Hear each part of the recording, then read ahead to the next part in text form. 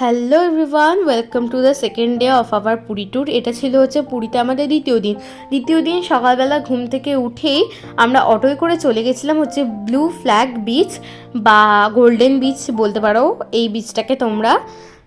এটা আমাদের হোটেল থেকে অনেকটাই দূরে ছিল, অটোয় করে গেছিলাম আমরা। এখানে আমরা চান করিনি, জাস্ট পাটা ভিজিয়ে আমরা চলে গেছিলাম, কারণ এখান থেকে তো আমাদের হোটেল বেশ অনেকটাই ডিস্টেন্সে। ভিজে ভাবে কি করে যাব বলো তো হোটেলে, একদম ভিজে অবস্থায়। তাই এখানে শুধু পা ডুবিয়ে কিছু রিলস বানিয়ে চলে গেছিলাম আমরা।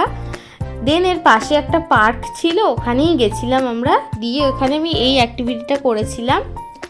এরপর সন্ধেবেলা সুন্দর করে রেডি হয়ে আমরা চলে গেছিলাম আমাদের হোটেলের একদম ওয়াকিং ডিস্টেন্স, সত্যি বলতে হেঁটে যেতে 5 মিনিটও লাগবে না এমন একটা ক্যাফের নামটা আমার একদমই মনে নেই। তো এখানের এনভায়রনমেন্টটা খুব সুন্দর ছিল।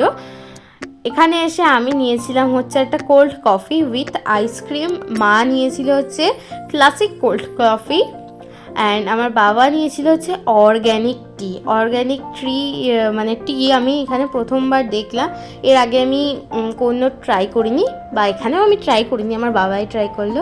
আর তোমাদেরকে তো বললামই মা নিয়েছিল হচ্ছে ক্লাসিক কোল্ড কফি, যেটা খেতেও খুব ভালো ছিল, একই রকম খেতে, শুধু আমারটাতে আইসক্রিম অ্যাড করা ছিল।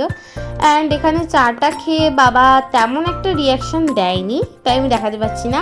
আর চাটা কেমন ছিল সেটা তো আমি খাইনি, তাই তোমাদের বলতেও পারছি না। এরপর আমরা চলে গেছিলাম সন্ধে করে একটু আইসক্রিম খেতে আইসক্রিম পার্লারে।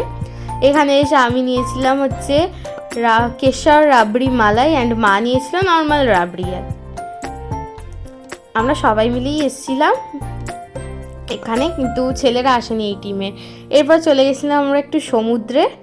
আফটার অল এটাই আমাদের লাস্ট ডে, কালকে আমরা ব্যাক করবো রাত্রিবেলা, কাল আমাদের ট্রেন।